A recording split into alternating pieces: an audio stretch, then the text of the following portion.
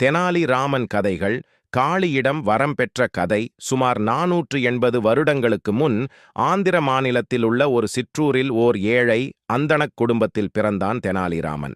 இளமையிலேயே அவன் தன் தந்தையை இழந்தான். அதனால் அவனும் அவனுடைய தாயாரும் தெனாலி என்னும் ஊரில் வசித்து வந்த அவனுடைய தாய்மாமன் ஆதரவில் வாழ்ந்து வந்தனர். தெனாலி ராமனுக்கு பள்ளி சென்று படிப்பது என்பது வேப்பங்காயாக கசந்தது.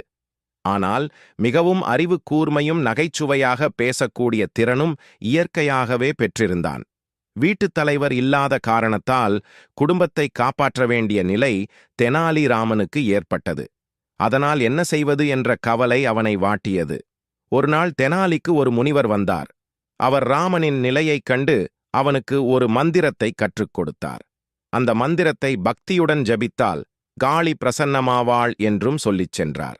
அதன்படியே ராமனும் ஊருக்கு வெளியே இருந்த காளி கோயிலுக்குச் சென்று முனிவர் கற்றுக் கொடுத்த மந்திரத்தை 108 முறை ஜெபித்தான். காளி பிரசன்னமாகவில்லை. ராமன் யோசித்தான். சட்டென்று அவனுக்கு நினைவுக்கு வந்தது. முனிவர் சொன்னது 1008 முறை என்பது. உடனே மீண்டும் கண்களை மூடிக்கொண்டு காளியை ஜெபிக்கத் தொடங்கினான். இரவும் வந்துவிட்டது. ஆனாலும் ராமன் காளி கோயிலை விட்டு அகலவில்லை. திடீரென்று காளி அவன் எதிரே தோன்றினாள். என்னை ஏன் அழைத்தாய்?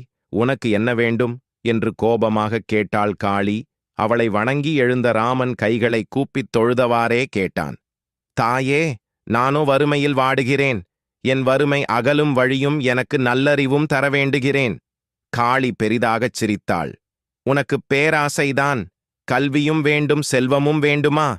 ஆம் தாயே, புகழடையக் கல்வி வேண்டும், வறுமை நீங்கப் பொருள் வேண்டும், இரண்டையும் தந்து அருள் செய்ய வேண்டும் என்றான் ராமன். காளி புன்னகையுடன் தன் 2 கரங்களை நீட்டினாள். அதில் 2 கிண்ணங்கள் பாலுடன் வந்தன. அந்தக் கிண்ணங்களை ராமனிடம் தந்தாள் காளி. ராமா, இந்த 2 கிண்ணங்களிலும் உள்ள பால் மிகவும் விசேஷமானது. வலது கிண்ணம் கல்வி, இடது கிண்ணம் செல்வம். நீ ஒரு கிண்ணத்திலுள்ள பாலை மட்டுமே குடிக்க வேண்டும். உனக்கு எது மிகவும் தேவையோ அந்த கிண்ணத்தின் பாலை மட்டும் குடி என்றாள் புன்னகையுடன்.